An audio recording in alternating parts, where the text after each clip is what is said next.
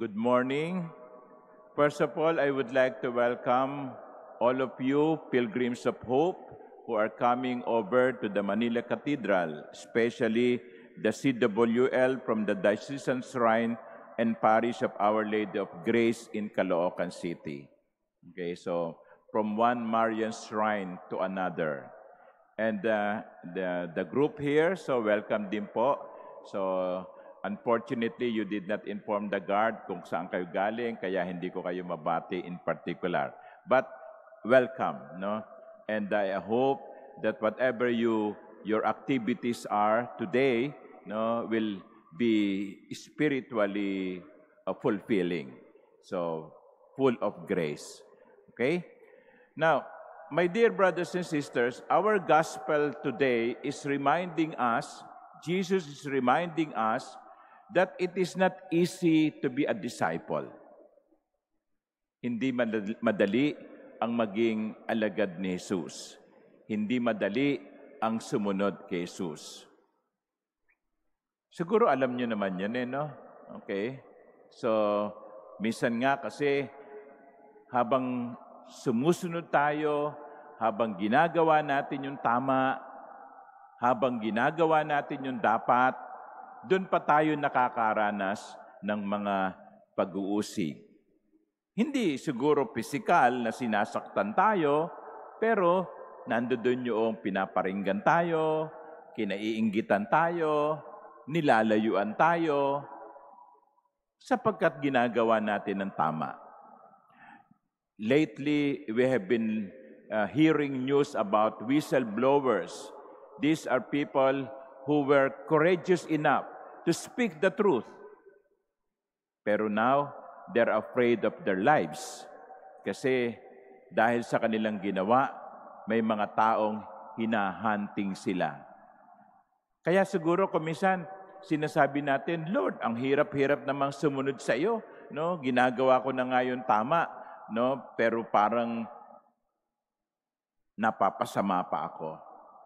You know, my dear brothers and sisters, our gospel today is reminding us, well, do not be surprised. If you want to be a disciple of Christ, you must be ready for this. Why? Because no disciple is above his teacher. No slave is above his master. If the teacher suffered persecution, then expect, no, as a student, a disciple, to experience the same. Kung ang Panginoon natin ay pinako sa krus, no, bakit tayo magugulat kung tayo din ay baka ipako sa krus? Kaya yung iba, sinasabi nila, di na lang ako susunod para tahimik ang buhay ko.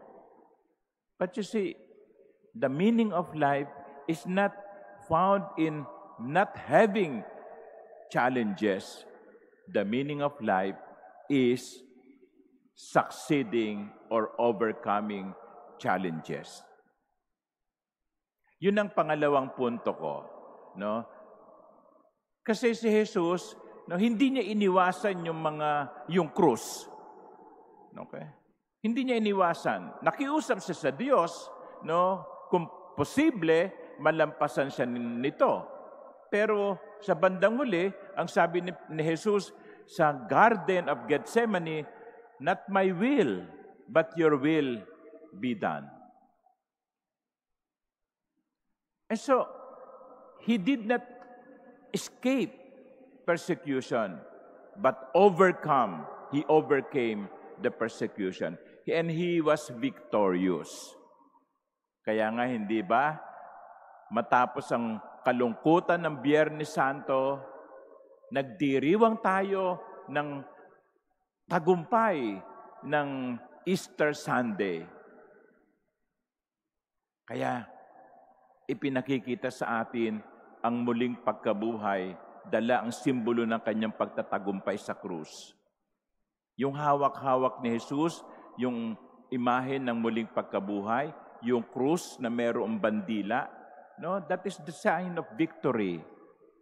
Nagtagumpay si Jesus. So, anong sinasabi ng Ebanghelyo?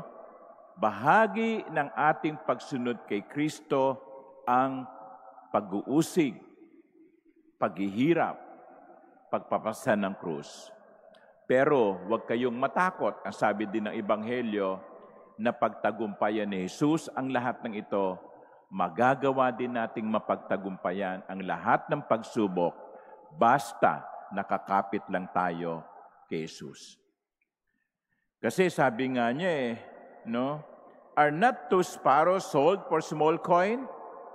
Yung maya, mura yan no? Pero sabi niya, not one of them falls to the ground without your Father's knowledge. Even all the hairs of your head are counted. Pati buhok natin, bilang ng Diyos. Yung iba sa atin, madaling bilangin. Kasi kakaunti na lang no? Yung iba, wala pa no? Pero, sabi ng Panginoon, kung yung maya, inaalagaan ng Diyos, kayo pa, tayo pa. Madalas, mga minamahal kong kapatid, madalas, hindi aalisin ng Diyos ang mga pagsubok sa ating buhay. Hindi niya pagagalingin ang ating karamdaman. Hindi niya pagbubutihin ang mga taong nasa paligid natin at sila pa rin ang magiging kontrabida sa buhay natin. Many times, the Lord will not take away our crosses. But all the time, the Lord will assure us, I will be with you. Kaya mga minamahal kong kapatid, pag nahihirapan, tawag lang sa Panginoon, Lord, hindi ko kaya to, nang ako lang, tulungan mo ako.